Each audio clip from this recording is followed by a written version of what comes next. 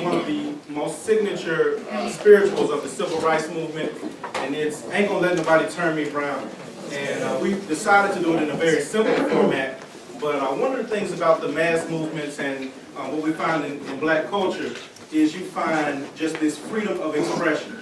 All right, so typically what you would find in the black church, down through our tradition, you would hear metered hymns, and you would hear, when the deacons would pray, you would hear different church mothers that would lead out different verses. So we're going to do this particular song in that same style, so we won't have one particular soloist on this one, but you'll just hear different choir members just, lead out different verses as we hope that you'll sing along with us on this next one. Ain't Gonna Let Nobody Turn Me Round.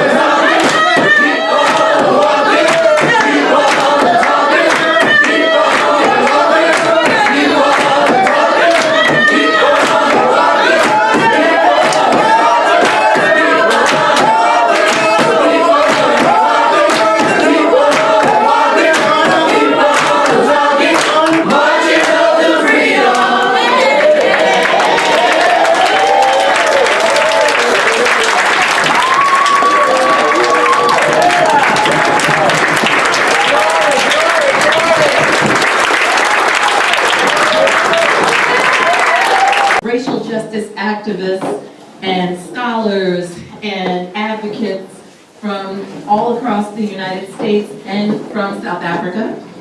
So I encourage you young people to meet and greet and chat and exchange thoughts and ideas, and we're here to visit your hometown of Selma, and we would love to learn from you in the course of of some fellowship and food. To that end, we have food catered that I believe we're going to be starting in the hall where the plates and forks and all the utensils are, and then sort of winding our way in. And folks are going to, you all are going to direct us on what to do, right? Yeah, let me offer a little bit of assistance. If we're going to ask that whoever you designate to come first would meander around the wall on the outside and make their entry in here where they will pick up a plate and return. And when you return, if you would, we're going to ask your head table designees to sit back there, of course, and then others of the fellows would move closer, and then the choir will sit back here with us back this direction, if that's okay with you. Does everyone understand that? So we're going to use this table. We have about 4 speakers who are coming, and that's a wonderful preview to what this evening is about. We've invited 4 activists, ones who were part of the civil rights movement, others who are of the next generation, the next wave, and we're going to be in conversation with them over dinner. So what we're going to ask is that as you get your plates, the African fellows will occupy these front tables if we can, or we can, we can intermingle. I'm really happy about that too. I think folks really want to get to know the students if they're willing to spread themselves out. So without further ado, Pastor Strong, if you would bless the food and bless us with your words, and I know we are of different denominations or no denominations, but please accept these words and these offerings from Pastor Strong in his house of worship. Dear God, we're grateful to you, your universality, your all-knowing, your multi directions of approach to you that allow each of us to fulfill that need, that hunger, that thirst, that can only be satisfied by a relationship with a transcendent being. We may call that transcendent being by different names, but heaven help us if we do not know that transcendent being well enough to call him, her by any name at all. Bless us with those relationships because they tend to endear us not only to you, to a vision of life and values of life that lift us out of ourselves, but they also bring us closer together, to each other. Bless this food, we ask, we praise. Let it energize us for work, for service that honors you. Amen.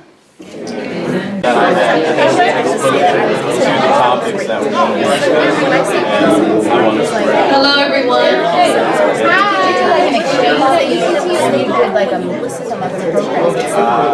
So can I have your attention for a moment? Actually, a little longer than a moment.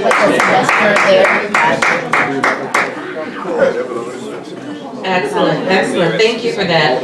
So we are going to start the next part of our program after we had such an uplifting beginning with the choir. And we should give them another round of applause. They were just outstanding. Thank you. So you've had some good music, you've had some good food, or you're still having it, and now we're about to have some very good conversation. And I want to emphasize conversation because we really want this to be a dialogue. We've had the great honor and pleasure of meeting so many different people who've played such active and instrumental roles in the civil rights movement from Selma, and we're capping this day off with a wonderful quartet of individuals who continue in that tradition. And I'm not going to spend a lot of time, or any time, frankly, for that matter, on introductions. I'm going to ask that everyone is quiet and provides undivided attention to our speakers. And I'd like to just introduce them by name and have them spend 5 minutes or so talking about their relationship with the civil rights movement and the contemporary racial justice movement. Yes. Each of them has played, as I said, a very instrumental role in past movements or present movements. So this is going to be an intergenerational, intercontinental conversation that I'm happy to kick off. So right here we have Mr. Charles Malden. And He is a resident of Selma. He was a student leader and worked closely with, famous civil rights leaders, and we heard about foot soldiers and those who are unsung heroes of the movement, and we're going to hear more about them and his role in that movement today. I'm also joined here by Mrs. Joyce O'Neill, who was also a student leader in the civil rights movement and has many insights to share with us about her role and her life here in Selma. We're also joined by Malika Sanders Fortier, and if Sanders sounds familiar, that's because we met 3 other members of her family over the course of the day. So this is another Sanders soldier, and we're happy to have Malika here. And to her left is her husband, Mr. Franklin Fortier, who also is a civil rights activist and has a long history of this work, who came here to Selma and to continue that tradition. So I'm going to turn it over to Mr. Malden, who will start off describing the history of his work, and have everyone go around, as I said, and speak for 5 minutes, and then open this up to you. Welcome to Selma. I'm the Selma Median. First, I'll start off by telling you some of the things that this church sort of represents for me. I probably spent 2 or 3 months living in this church during the Civil Rights Movement, late 64, early 65. Kwame Ture, Stokely Carmichael, and I sat out on the steps of this church in conversations, being influenced by people like he and Ida Mo Donaldson and John Lewis, Stokely Carmichael, aka Kwame Ture. This room here has been renovated, so I don't know how it was situated, but there was a pastor's office back in this area somewhere. And I sat in this office, in this church, with Dr. King, his brother, A.D. Abernathy, John Lewis, Hosea Williams, James Bevel. These are some of Andrew Young. These were some of the people who influenced me when I was 16, 17 years old. And I actually got a chance to sit in with meetings with them in this church. Very briefly, people always ask me, how did you get involved? And I said, I started meeting Bernard Lafayette, who was the first statewide organizer for the Student Nonviolent Coordinating Committee, to come to Selma. The reputation at that time of Selma was the white people here were so mean and the black folks were so scared that nothing would ever happen here. He came and proved that different. He met us on the block, which we called it, and talked to us and asked us simple questions like, why can't your parents vote? Or why can't you drink out of the white water fountain? Or why can't you go to the white hospital? Simple questions like that that were out of the box. As simple as they were, those were out of the box types of questions to be asking people in a segregated situation dominated by a Gestapo police force. Being out of the box was a threat to us. It meant almost certain death if you did it by yourself. What he did was to ask us questions like that and began to give us a format out of which we could begin to understand our oppression and the injustice. And when my daughter once saw me on TV, I was sort of number 6 in line to do a Bloody Sunday, and she said, "Dad, you're courageous," and I thought about that, And I'd never talked about that, and I probably didn't talk about what I'd done in the Civil Rights Movement for 35 years, Soldiers don't talk a lot about stuff like that, Yeah. We were foot soldiers, we were nonviolent foot soldiers. One guy said we were nonviolent revolutionaries. And, but what I would emphasize is that I was no different. The people who were beside me were no different from you. We responded to the call during our generation, and I'd encourage you to respond to the call during yours. Thank you. Thank you. Yes. Hello, everyone. Hello. I was not the leader that my classmate, high school classmate, Charles Malden, was in the movement. He was actually the president. We call him the president of the student movement here. That was a very strong student movement in 1964 and 1965. But I did participate. 16 years old at Brown Chapel, marching to the courthouse. One thing that's very significant to me, my sister and I joined the movement after my mother asked Charles Malden if he would make sure we were okay. She did. She put us in his hands. So you know he must have been a trustworthy young man for my mother to put her 2 girls in his hands to watch out. But he was courageous in the movement. I would like to share with you just briefly the role of this church. You heard Charles speak about staying in this church for a couple of months. This church was the focal point of the significant marches and many of the daily marches to the courthouse. But the 3 significant marches, Bloody Sunday that I'm sure you know about, March the 7th, 1965. Turnaround Tuesday, March the 9th, 1965. And the beginning of the successful march from Selma to Montgomery. This church kept its doors open even when there was an injunction against black folk congregating. I think it was the child 14 or more. 14 or more blacks could not congregate at any one time according to that injunction. But this church kept its doors open even during that time under the leadership of then pastor and now deceased P.H. Lewis and the bishop, because we're African Methodist Episcopal, and the bishop at the time was Bishop I.H. Bonner. My experience daily in the movement was to march to the courthouse with a sign that said, "Let my mother vote." Other young people had a sign that said, "Let my parents vote." My mother was an 8th grade social studies teacher, and in 1965 she could not vote. The first time she went to the courthouse during the movement to register to vote, she was asked to recite the preamble to the Constitution, which she did because she required her students to learn it. She always explained to us that there were phrases in that preamble that she wanted her students to understand. We hold these truths to be self-evident, that all men are created equal and are endowed. She wanted them to understand those words. But I want you to understand the significance of the place where you sit tonight. Very significant. The movement needed a home base and needed somewhere to come. When you heard the song, "Ain't Gonna Let Nobody Turn Me Around," that was one of the songs we sang as we marched to the courthouse. That was one of the songs that was always done at the mass meetings. A mass meeting was not a political meeting. It was, and the movement was not that political.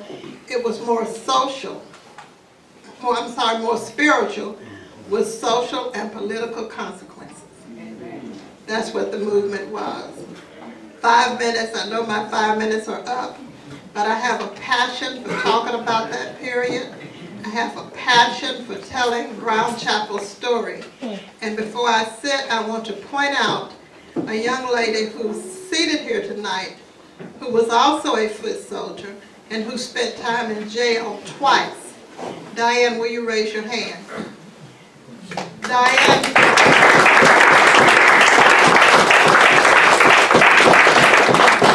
I'm going to date myself a little bit, but I'm very proud of it. Diane and I have been friends for over 65 years. We made mud pies. And I shared with Dr. Jolly that we also had funerals for the chickens that died in our backyard. And any frogs that we found. But please remember the significance of Brown Chapel African Methodist Episcopal Church. And I keep saying that because I am an officer of the church. And I'm very proud of the role we played in keeping the doors open. We do give tours by appointment. And that's when we tell our story more intimately and in more depth. So if you know of anybody who wants a tour, I have cards and I'll be glad to share them with you. But please know that I am very proud and very dear to this man, because not just we were classmates, but of what he did during the movement in 1965. And yes, he was very courageous.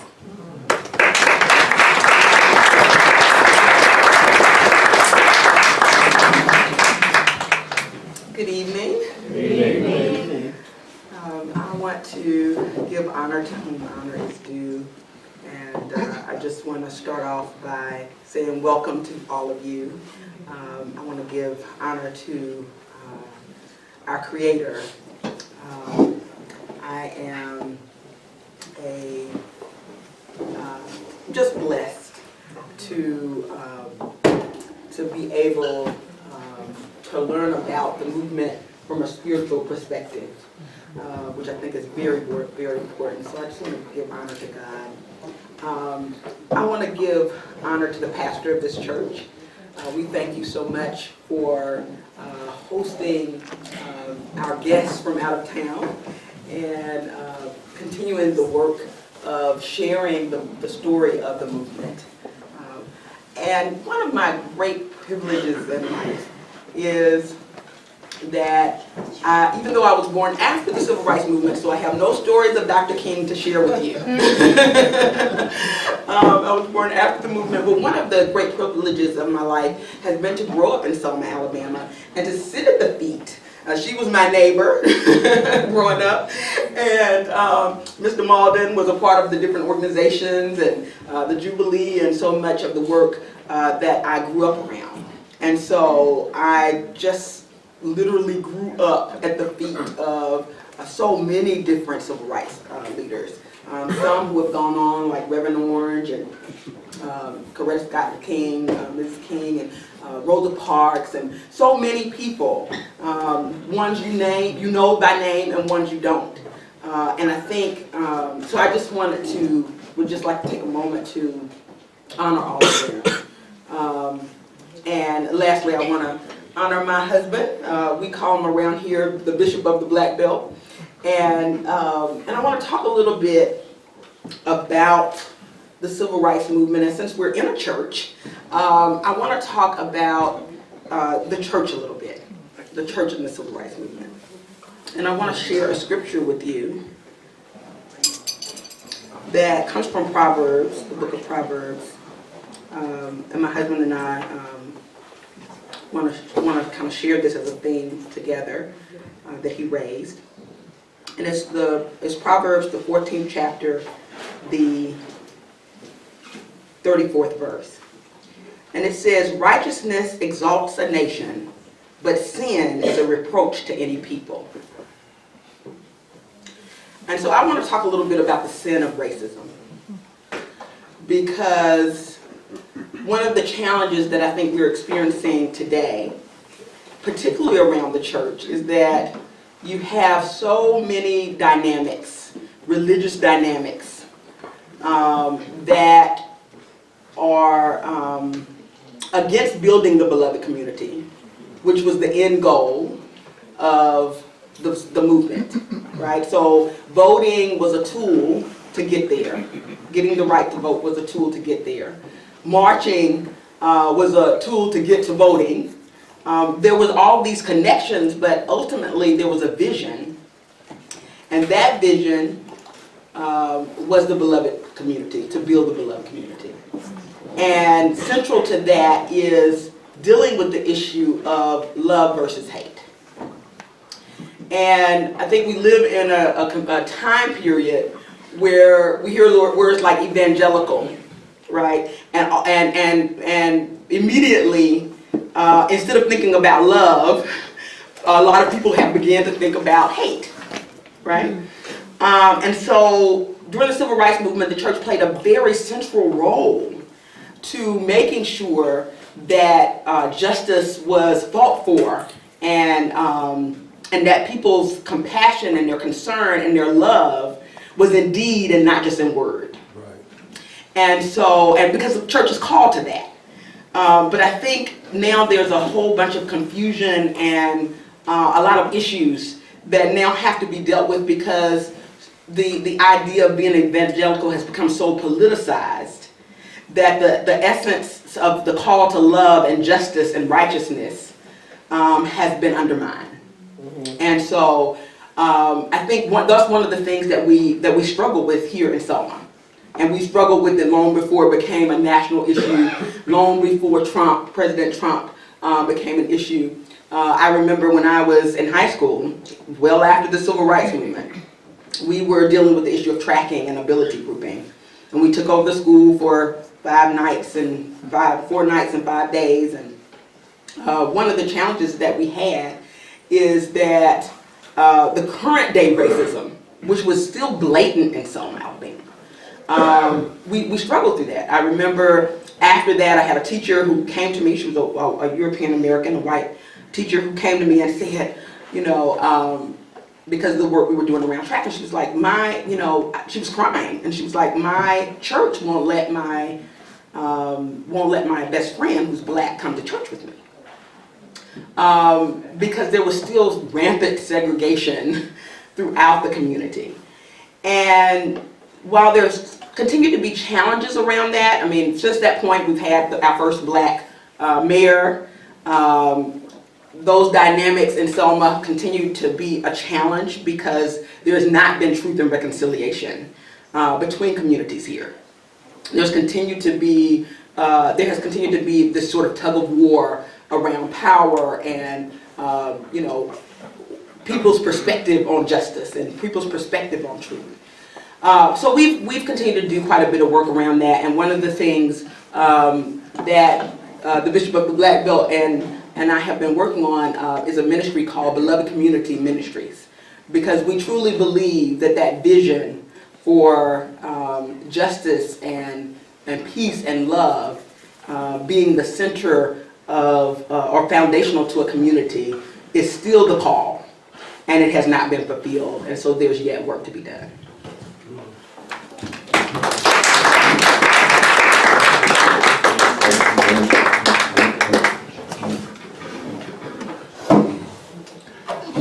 I want to thank, again, Reverend Strong for his work in the community and opening the church, and give thanks and honor to God for allowing us to be here today. I'll try to make my comments as brief as possible.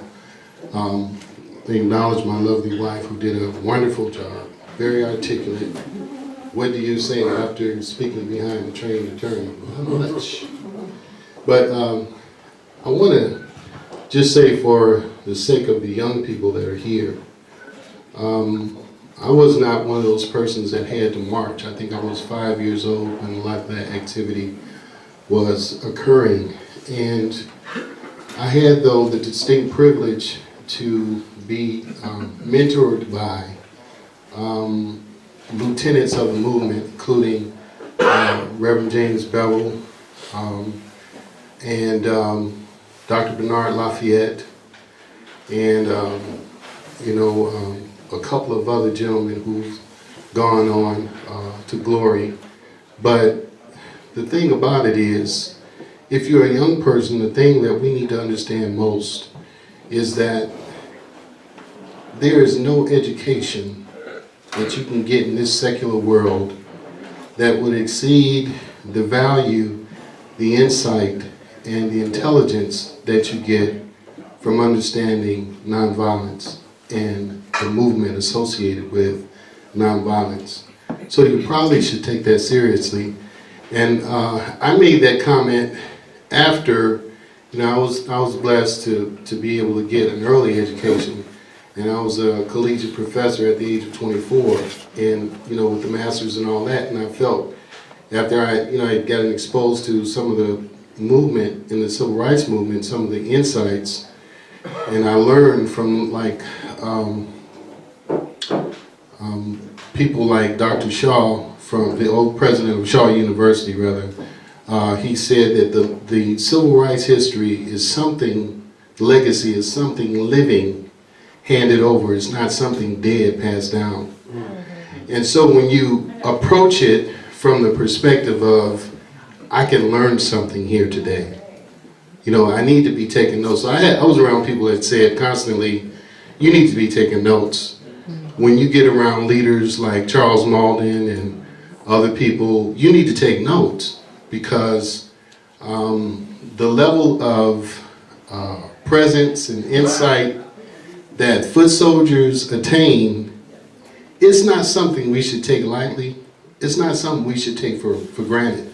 I can tell you without exception that there has not been a person who has struggled in the civil rights movement that has not gone on to develop the kind of character, presence of self, internal power, abilities, all wrapped up under humility. And I've seen that time and time and time again. So to say that we should study the civil rights movement, we really should study the civil rights movement and to study the individuals from the civil rights movement. You can take a look at what has happened with all the, quote, personalities who have engaged in that movement and how they've gone on to worldwide leadership and positions. You know, that's something, it's something there because it was God's movement. You know, it was the kind of insight that you get that that requires a total level of objectivity and a total level of engagement and a total level of sacrifice and a total level of commitment. And so we really need that again.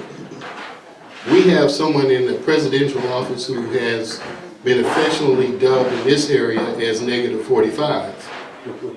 And the implications from having him in office, with the laws changing, with this environment that we had faced, that our forebears had faced on the Edmund Pettus Bridge, is now we're going to take a concept from King and nonviolence and say it's becoming pervasive.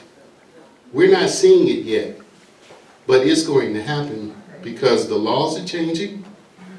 You have a president that has no regard for the dignity of man. You have a president that has said in very terse terms what he feels and perceives about your freedom of speech, your ability to make a statement utilizing the First Amendment as an operating principle. So we're converging. Dr. King talked about something called zeitgeist, which is a German term meaning spirit of the times. The spirit of the times gravely concern me. The spirit of the times gravely should concern all of us. But I would say within the context of facing what we're going to ultimately have to deal with, and we should be dealing with it, there is a process now, somebody's trying to impeach -45. Has over 4 million signatures right now. But the civil rights movement is a living movement. There are things we need to do right now. We do not need to approach this from a historical, just like this is something that happened in the past. This is something that is a static, fixed thing. It's not something dead that's passed down. It's something living. And in order for it to live, we have to make it live. We have to understand, as my wife indicated, as I come to a close, that the beloved community was a principle that Dr. King believed in that we have to live up to. And the beloved community is comprised of everybody. It means that every person has a unique set of skills, abilities, and talents, and that they have value. And we need to draw that value out. So for our young people who are students of what's transpiring here and now, and all of us should be students of the movement, we got a lot of work to do. Thank you so much.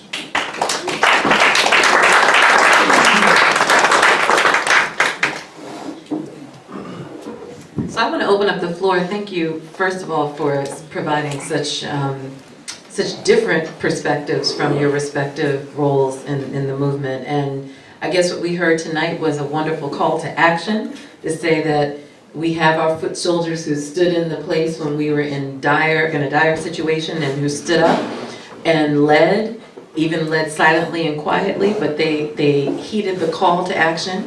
So we've been challenged to answer that call. We heard about the importance of institutions, which is something we all were talking about earlier, the role of institutions and the very institution that we sit in right now and that has welcomed us and is still playing an active role in the Selma community today as not just a historical institution, but one that continues to feed and nurture the community. We talked about the importance of building this beloved community and the role that some of this negative energy about religion and politics has turned us in a direction where even principles like righteousness are being lost in that discussion. And we cannot have that, because that's been the foundation of who we are and what we've always tried to bring to this country. And then finally, just dealing with the role of youth and the need for us to not be completely dismayed by this president and to allow that rollback to happen. And so with that platform that was laid before us, I hope that you will share some insights from your work and ask the questions of our guests about some of the questions we've been struggling with throughout the day, about visions beyond anti-blackness and white supremacy, about how to engage youth and what we can do to make sure that the change we seek is sustainable. And as you said, that this is being passed down not as something dead and old, but as just a continuum of struggle to transform our place in this world. So I invite you to join the conversation. Probably before it gets completely out of hand. Am I making sense? Yes, it makes sense. I think you don't mind, I'll respond to that. You have to understand that it took us about 100 years from the end of slavery till the beginning of this is the modern movement. So, we like things to change, but oftentimes things have to build up to a point where we're motivated by the indignities that we suffer.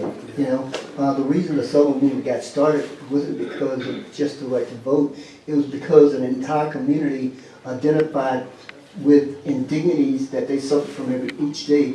People suffered from different indignities, but everybody suffered from indignities. One of the things that young white salesmen would come to my house and ask is if artists or tunnels were there. And we were taught to call people adult by their Mr. and Mrs. And although I had no way of understanding why they graded me, I knew that there was an indignity that I had to suffer. And other members of my community had other indignities. But when it got to the point where people like Bernard Lafayette and John Lewis and Strictly Carmichael and Ivanhoe Donaldson and John Love, a lot of people you don't know, when they came and sort of it gave us a way of expressing our sense of indignity. And when we developed a community, because if to be honest, if you just simply went out and struck out against the state, the county, the city, the federal government's ignorance of ignoring us, you would have been probably killed, and it wouldn't be wise to challenge that. That's why it lasted so long. We're being controlled. And it wasn't until we developed enough insulation, a community effort, more people standing up, that we began to get the type of protection that allowed us to move on and go forward. May I have a follow-up? Thank you. Great question, answer. My follow-up would simply be, isn't that we're appeased by the crumbs from the master's table? Why don't we get one more response to that, and then hopefully we can bring some other people into the conversation. Okay, I just wanted to add briefly to what Charles said, that there had been a build-up in Selma. We focus on 1965, but there had been a build-up from the 30s and the 40s. Those of you who may be familiar with the Courageous Eight, they were in the Selma community in the 30s and 40s doing the same work that SNCC came in to do in the 60s, and that was community organizing, trying to get blacks registered to vote. But not only to register to vote, but to stand up for that same dignity that we're talking about. And I'm saying this to show you just how long it takes. I'm not saying it has to take that long now. But it's an insight. But it took that long for people to get the right to vote and for Jim Crow to be challenged in this area. So the folk who were standing up in the 30s and the 40s, there were 8 of them. Those folks were able to lead into the voting rights movement. But when the voting rights movement came along, there were less than 1% of African Americans registered to vote in Dallas County. So it's a buildup. And I'm not saying, again, that there has to be that buildup now, but I think we have to always be open to challenging the injustices that we face. And it's true, young people can do that. As was shown in 1965, there was a youth movement in Selma. And I think a lot of times, a lot was done and accomplished because the young people were out there while our parents had to work, and they had been threatened that if they came out, they would lose their jobs. And a lot of them were single parent families. But in spite of all those obstacles, there has to be a way to challenge the injustices, and no one is too young to do that. Good evening, everybody. Good evening. Hi, I'm a senior here at Concordia College, Alabama. And speaking of history, I'm the first female, or females and male women in my family, to even have an opportunity to go to college. So I made history. Not only did I make history with that, Concordia was founded in 1922, and I'm the first black out of females and males to ever get my jersey retired. I played ball for 3 years there. All right. Education for me plays a big role because I was that young child that I didn't run the streets because my mom and dad are also pastors. I didn't have the opportunity to get out and say, hey, I want to go to that because I was always inside the house. But I was always a firm believer in education. My mom had 8 kids. She has 27 nieces and nephews. I'm 20, well, I just turned 25 Saturday, so I'm 25. Thank you. I'm 25. I have a physical education, AA degree. I have an early childhood education, and I began my bachelor's degree in recreational sports. And I interned at the Y. And the one thing that we've always talked about was racism dealing with Selma, Alabama. Now, I always have my ears, I always get my ears prepared for what my eyes are about to see. So I stayed and I listened to a meeting we had, and they were talking about the black Y and the white Y.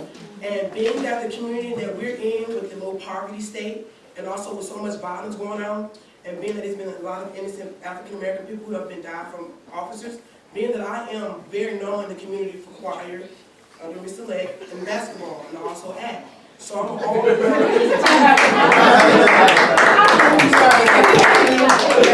so every day I get up and I always give my partners because the main thing, like the main conversation we had with Dylan and a couple of boys with YMZ was the black community. And the thing about it, I believe God placed me in that room. I came 30 minutes late for the meeting. But when I walked into that meeting, everything I heard, I walked in right on time. They're talking about branching out. We have a Daughters and Daddy dance coming up. A good way to branch out the community. And being that I'm still back at home, standing in the hood, making sure my mom and dad are straight.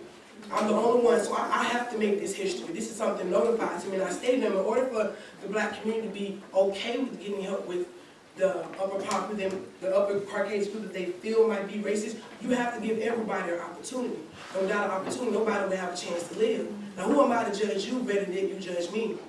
So I'm not going to belittle you better than yet you belittle me. And I always stated when I had my first college degree, I don't want anybody looking under me, below me, because you have a master, you have a doctorate. I'm trying to get to the same footsteps you are. So as the old folks would say, you are my shepherd and I'm your sheep, shall guide me. So I gave my inputs. Now I'm telling you, I've been here at Concordia College for 3 years, and I'm getting my bachelor's degree. And I've met so many people, so many powerful people. I knew about Bloody Sunday before I even transferred here to Concordia College in Selma, Alabama. I read, I watched, I sat around people. I've always been what they call the young girl who always sit around old people because I listen. I have gotten in contact with 2 or 3 people in here in Selma that's trying to branch out. I'm even willing to take my internship, my 6th class in 23 hours, and I'm taking to graduate with. So let me answer a question then. Can you pinpoint, and there may not be one thing, but what do you think is one of the most pressing things for young people in Selma right now? I think they get too comfortable. You in life, being that I'm only 25, they get so comfortable with their surroundings and what they see, they just get used to it and they run with it. Okay. It's like a monkey see, monkey do. Oh, because I see Gerard doing this, I'm gonna go rob the store with him. See, my brothers and sisters was in that same footstep. But see, with me, I had to self-reevaluate my life and get myself up out of that box. That's why I'm standing here today. So on behalf of the young people, I always talk, and it broke my heart because over my semester, I mentored people, like 2 young men. They got murdered 2 days before I left. That broke my heart. But they were so fine with being stuck with where they are. They couldn't get out.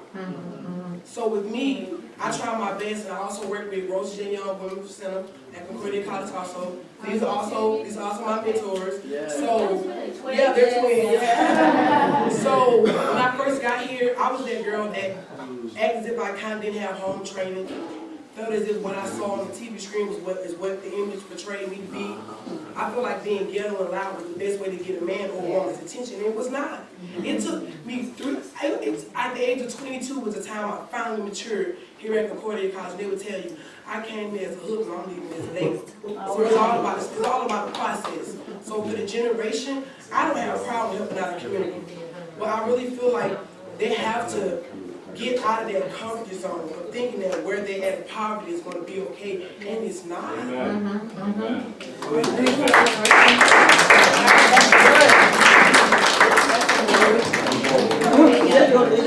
Does anyone from our African group have a response to that or a reaction to that? Or anything else to say? Or a question?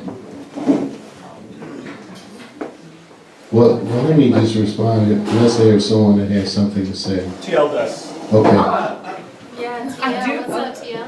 I said I had a question.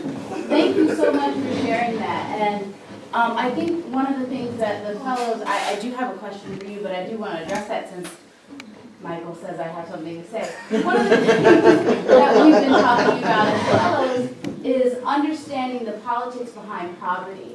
Poverty is a form of violence, and that often what seems to people as individuals being comfortable is not really people being comfortable, but being stuck in the physical and literal sense, right? And at a certain point, J. Cole, I listen to J. Cole. J. Cole has a song that says it makes you sometimes want to let go, right? And he's talking about the mental, the psychological functions and the physical functions of a person who knows that the state that they are in, they have been placed in very intentionally, right? And oftentimes our parents and grandparents can't necessarily put into words the structures that have put us in the places that we're in. But now we have the language for it and we recognize it as forced poverty and forced violence in other ways, whether it's state control, state violence, no access to health care, and so on and so forth. And so I want to push back when folks say things like, people are comfortable, or the kids in my neighborhood don't want to do better, or whatever we perceive that to be. That's actually very problematic, and that is anti-blackness. And so we have to be challenging that and asking harder questions, which is, why are all my family members stuck in the place that they're in? Why do I see all of these people being murdered in my neighborhood? Why are all the police always in my neighborhood and not in the other neighborhood with all the white folks? Why are we being over-policed and over-criminalized? Why is blackness weaponized here in the United States? Why is disability criminalized in the United States? Like those are the questions that we have to ask, as opposed to then blaming ourselves for the situation that we find ourselves in. And that's not to say that we don't have some sort of responsibility to move forward, but it's that the questions have to be changed, because the questions that we are asking are the questions that we've been handed by those in positions of power. And so I hope that makes sense. And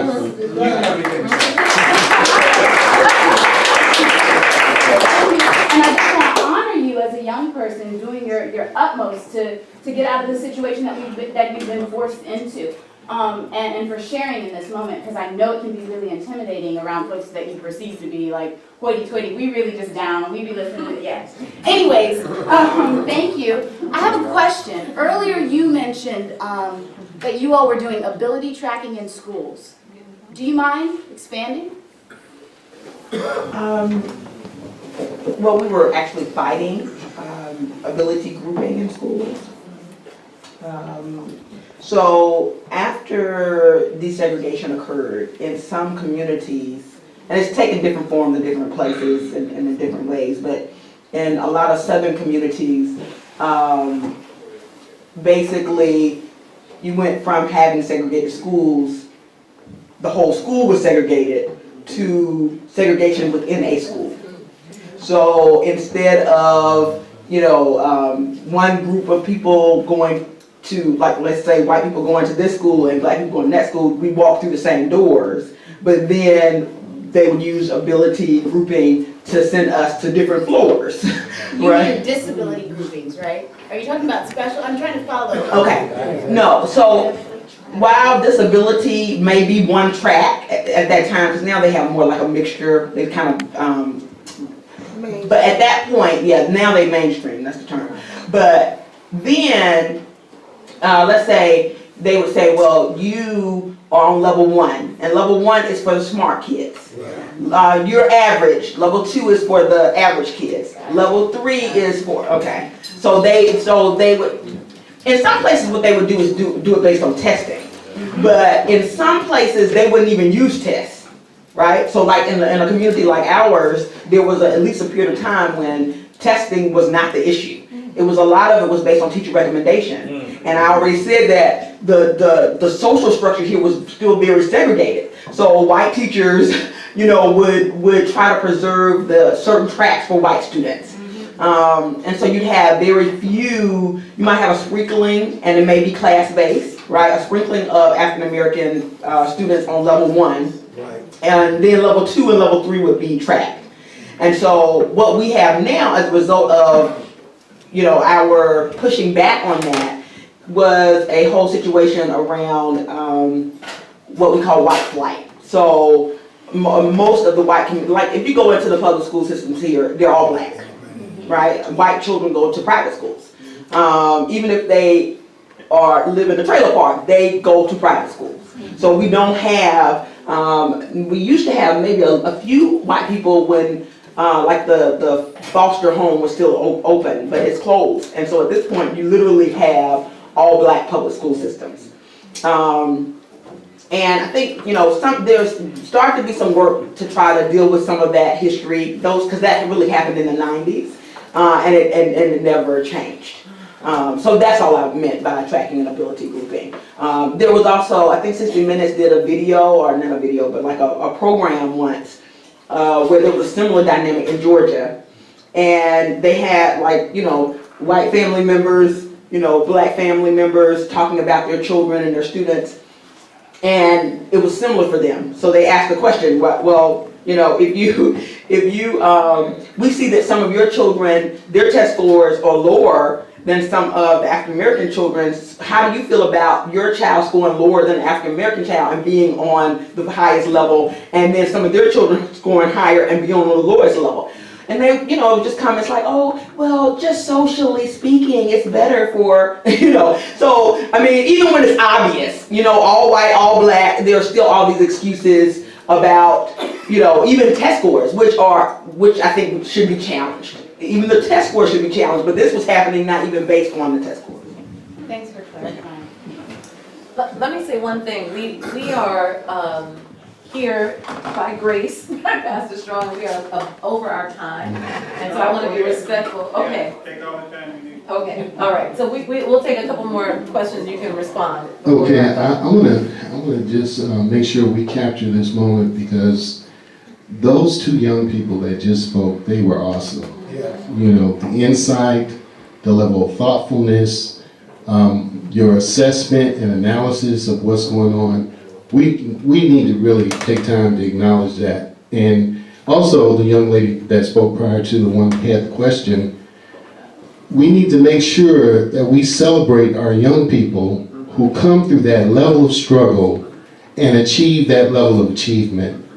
I was one of those persons that had that, but sometimes in our culture, we kind of, who did that person think they are? We don't really celebrate the values of excellence, and we should. We really should, because Dr. King told us that we're all somebody. And in our somebodyness, we have to get to the place where we develop a desire to be excellent and to be okay with being excellent. That's important. But after you develop that ability and that capacity, then you should work on justice. Because, the strong bear the infirmities of the weak. I told you earlier, I shared with you, I have not met a person from the civil rights movement who was not so substantive. I don't care who they were, what level of education they had, they made a tremendous impact. So we can too. The other thing is, to the young lady's question, we have to study our history. Mr. Malden talked about the realization of civil rights 100 years after it was already on the books. So we have to study that. I had the privilege to be a part of the Million Man March movement in 1995, when over close to 2 million men went to Washington, D.C. And that whole process, we ended up with a question. And I think it's going to address specifically the young lady's question, so I want to say it to you. And I want to say that we've been here before.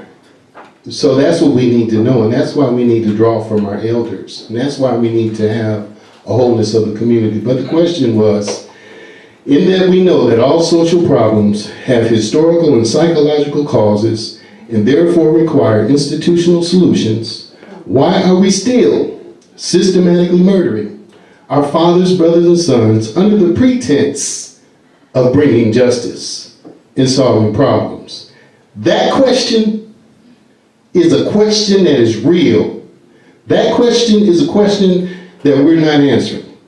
And we still keep reaping the whirlwind of that. So when we frame and understand and answer that question, we will change the institutional framework of how racism gets put through economics, education, business, law, church, all of these institutions have remnants of this process that we need to challenge. But thank you.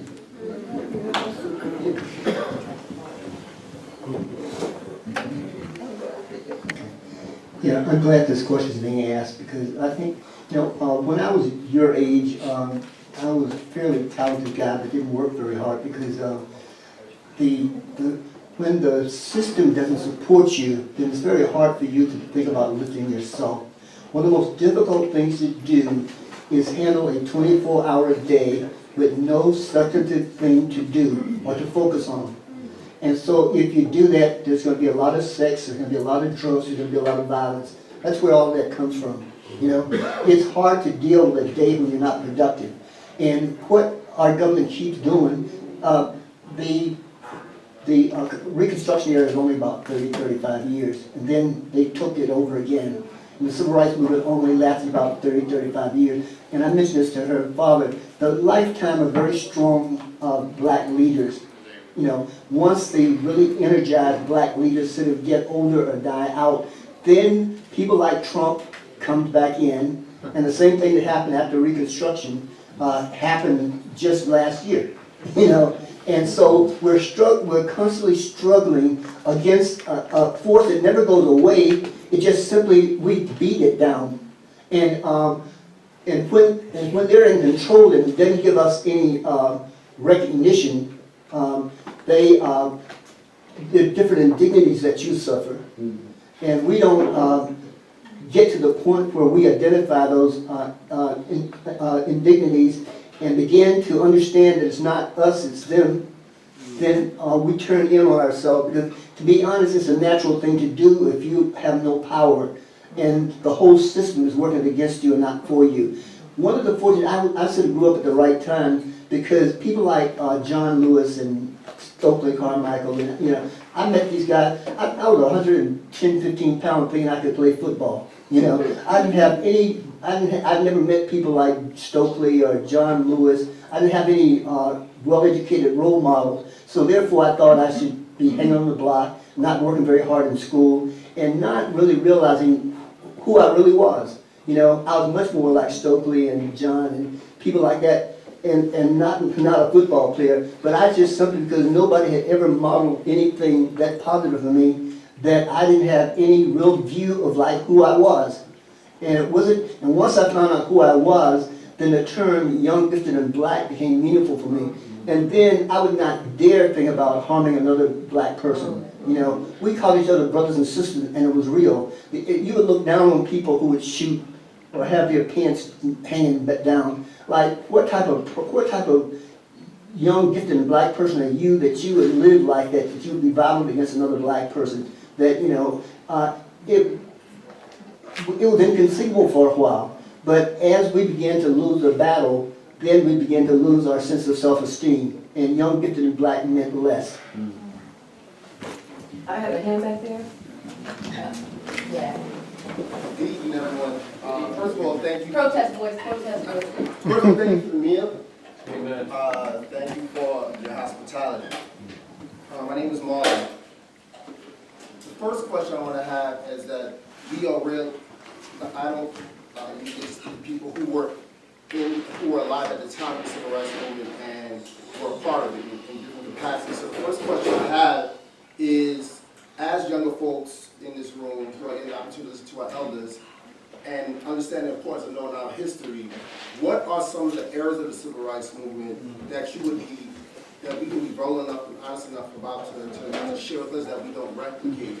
And the second, it's not really a question, it's more of a comment, and it's sort of like to underscore TL's point. The question of violence and why we perpetuate violence against each other is extremely, it's not a new phenomenon.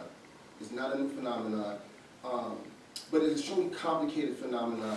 And I think that, I just want to echo, I don't need to say different words than what TL said. I'm sure I'm going to echo it. I think the proper questions are, why is this phenomenon still in existence? I think we've attempted in many ways, in many cases, to better ourselves out of violence. And I think, though that is important, I think we need to be doing better. I think that, as we heard earlier today, I think we think about violence in a way that is only like physical. And we think about the politics and the violence of poverty, or the violence of oppression, or the violence of discrimination, or the violence of under-education, or the segregation of schools. We don't really sometimes think about how that violence envelops young folks to the point where they perpetuate physical violence on each other. So it's sort of, because we don't see it, we can't feel it, we don't see it on the news, we don't see it on our street corners. But that type of violence is a literal sort of form of violence that people, young folks, internalize. And our book ended by this, you know, I get to be in different spaces where this violence occurs. I am somebody who works in that space, a product of it. And one of the things somebody said recently to me in one of these spaces I was in was, how do you empower some, and this is somebody who's like actively engaged in this violence, involved in gangs. And there's an older gentleman who was probably in his late 20s, 30s, somewhere around there. Well, not older than that. Somehow in my 30s. But one of the things he said, and it wasn't new to me, but it was so powerful because we were having this conversation in this house. He's a gang leader in this house, in this community, and he said, how do we empower people who have broken spirits? That's right. Yeah. And I think that the violence of a broken spirit is not something that we can necessarily quantify, so we sort of ignore them and don't think that has real impact on the way people see hopelessness and helplessness in themselves. So if I see hopelessness and helplessness in me, I'm going to see it in you. And it's hard to sort of put a pinpoint, because when we're looking at it from the outside, we say, well, why would you hurt somebody that looks just like you? And that's difficult, I understand that. But I think if we're not asking the deeper questions of why it is that this phenomenon exists, and not just and not just looking at why these people are doing that, we're sort of like replicating the same thing. So that's what I want to bookend that statement. But the question I also wanted to be answered is like, what are some of the things that we can learn from the eras of the civil rights movement so that we don't replicate it, we can be better in all aspects? So let me just say, I saw one hand here, that's going to be the last question. Can you piggyback your question on that one? And then this could be your final remarks in response to both of those. I'm Marla. I'm also a student at Concordia College, and I interned with the Selma Center for Nonviolence. And currently, just was hired with AmeriCorps Vista with the Selma Center for What was your question, the last part of the question? Like, what are some of the things about the civil rights movement that we could learn from? I think the non-violence piece is very significant because I feel like with the violence, that you can't just ask people to stop the violence or just ask them to look back because they weren't in that area. I think it have to be taught. You have to have tools in any type of war that you're gonna fight, and violence is a war. And also in the black community specifically, I think it's ignored that it's PTSD. Like coming from poverty and the ghettos and stuff. I mean, when you hear gunshot, it's just like people that went to Vietnam to a war. They come back, they recognize that, but why you can't recognize what's going on? In this neighborhood, you got a 5-year-old that got to get up and go to school in the morning. That's right. When you hear gunshots. So I mean, it's a lot of type of violence and a lot of mental illnesses that's not being treated. And I know a lot of the older people and stuff looking like, well, these kids, you know, they just crazy and they just bad and they don't listen. And I see that instead of them trying to teach them some of the things that they had been taught and stuff, they kind of look down on them or they don't have the patience, they give up too easy. So I feel like the kids only gonna, the cycle's only gonna continue if they keep modeling what they see and not what you're saying. If you're telling them to stop something but you're not investing into them, like planting those type of seeds and stuff, it's just gonna keep going. That's all. Well, thank you for that.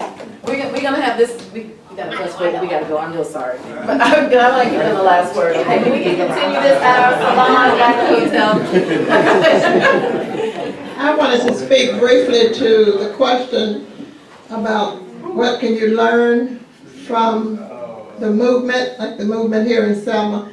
Charles spoke very briefly about the nonviolence and what we were taught and the self-esteem that was encouraged in us.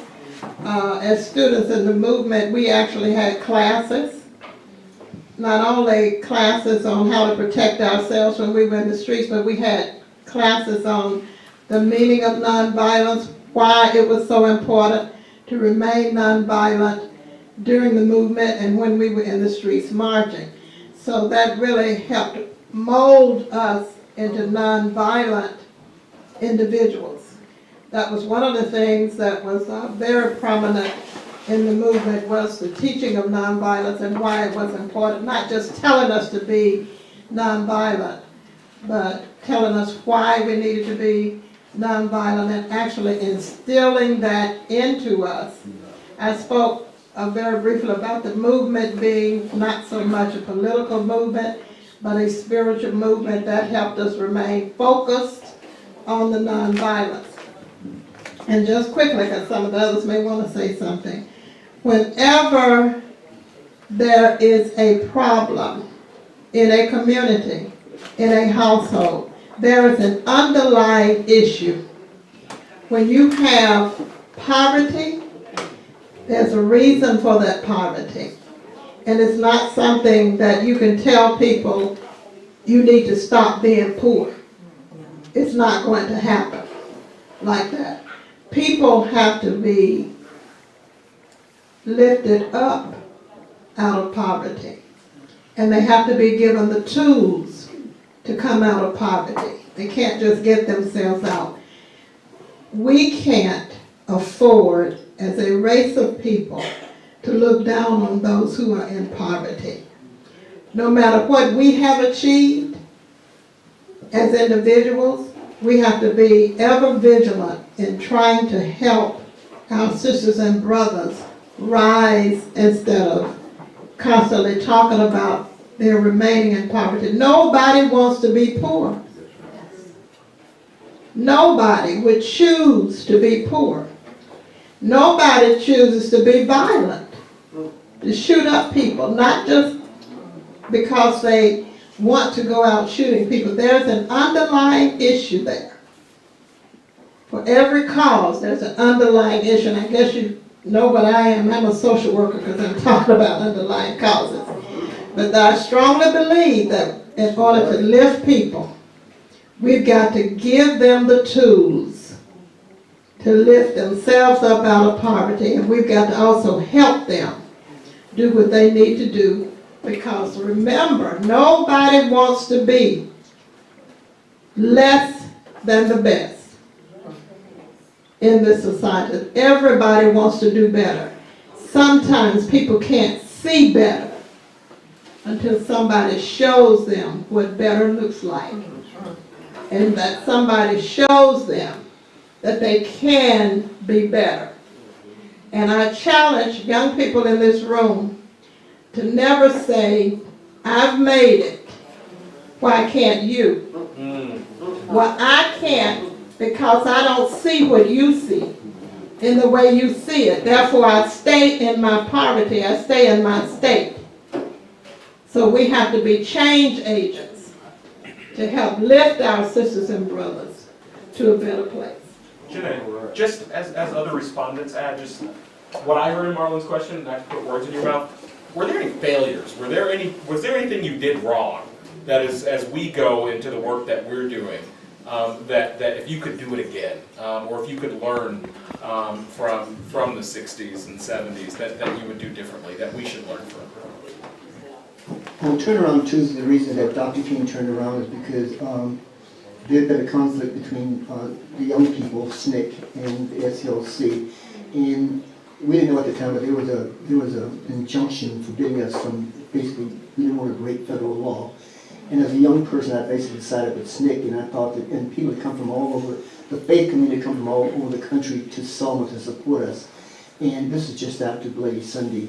And we marched down to the bridge, and Dr. King turned around, and many of us were very disappointed. I think that was when SNCC moved into Lowndes County. And the mistake, the biggest mistake made in the civil rights movement is that SCLC came in with a big accomplishment in mind, but did not leave people behind to deal with the denouement of what would happen after it was all over. And so we ended up going up on a big high and then being dropped completely down. Had SNCC grassroots organizing been sustained, then this city would have been a totally different city than what it is now. And I think that's the biggest mistake that I know that was made during the civil rights movement. I would say one of the other mistakes is, and you've alluded to it, with SNCC and LCLC, and we still have this problem today, is that there is not yet a unified African American voice. We still we're living in the realities of what Willie Lynch developed and keeping the African American divided. And so even today, we don't have a unified voice. There's NAACP, there's SCLC, and the list goes on. Dr. King had a dominant voice, but he didn't have a unified voice. But you have to. We succeeded because we worked with what we had to work with. Right. People were very disunified, but what Dr. King did was to use. He was willing to just have courageous aid and tongues. If you were a quote Tom, and he could get you to go and get into the jailhouse and help people out in the jail, he would accept that. Yeah. He would accept whatever you could contribute, and that was part of his genius. He didn't put you out of whack because you didn't do, everybody didn't do the same thing. Right. And that's why he succeeded. It was broad-based. And like I said, just like indignities, people did different things and they were permitted to do that. So people did a lot of good things, and that's what helped that movement be successful. It wasn't one thing fits all.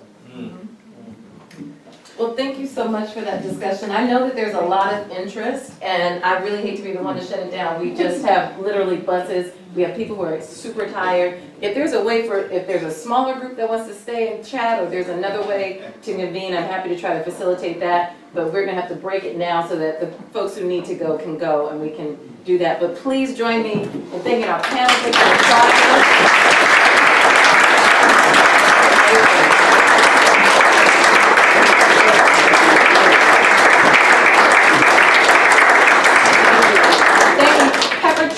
And Pastor Strong and his staff.